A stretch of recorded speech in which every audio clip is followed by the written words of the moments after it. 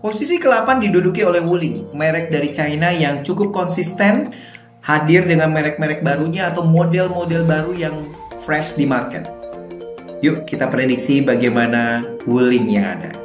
Nah, kalau kita lihat Wuling di sini teman-teman, Wuling meluncurkan model-model baru di tahun 2024, dua model baru yang sebenarnya fresh, yaitu ada Bingo EV dan juga Cloud EV.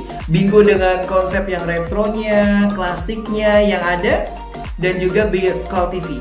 Namun, kalau kami sebagai pengamat otomotif yang ada, pemain otomotif yang ada, konsultan otomotif yang ada, teman-teman, kita melihat traction atau booster dari merek baru ini masih pasti Wuling bilang kok nggak greget ya, kok nggak nyampe gitu, nggak greget banget gitu. Kenapa?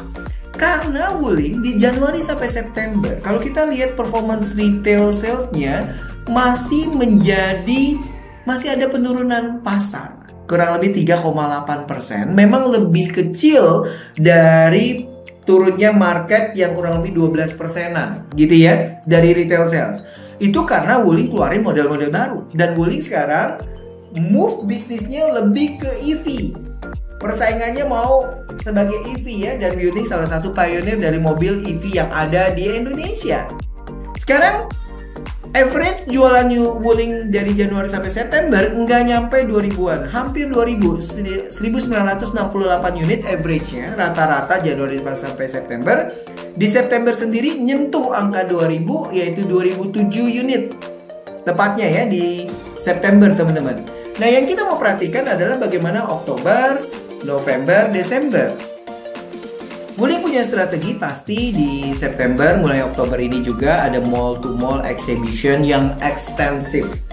Wuling kasih budget marketingnya cukup besar bagi dealer-dealer untuk menggrab go-to-market, strateginya sangat oke teman-teman. Maka kalau kami perhatikan di Oktober ini jualannya bisa menyentuh angka 2000, tapi nggak gede-gede banget. 2150-an sampai 2200-an deh di Oktober.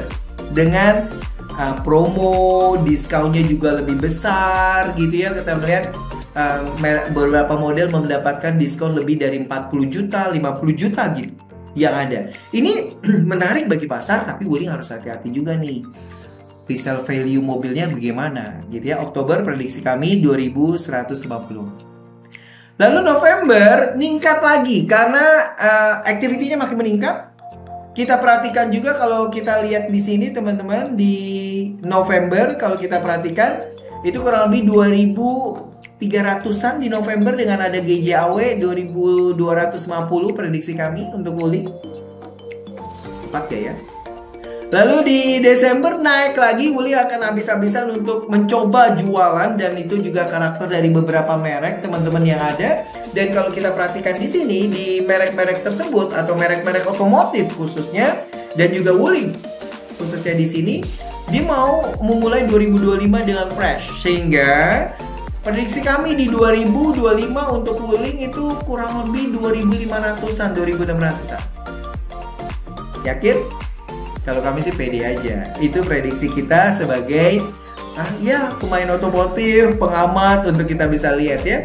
Jadi Wuling di Indonesia di tahun 2024 ini penjualan mereka kurang lebih 24.600 unit.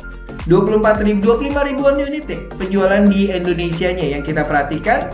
Dan kalau kita lihat teman-teman di Indonesia, Wuling dia menggeser merek Korea yaitu Hyundai sekarang di posisi nomor 8.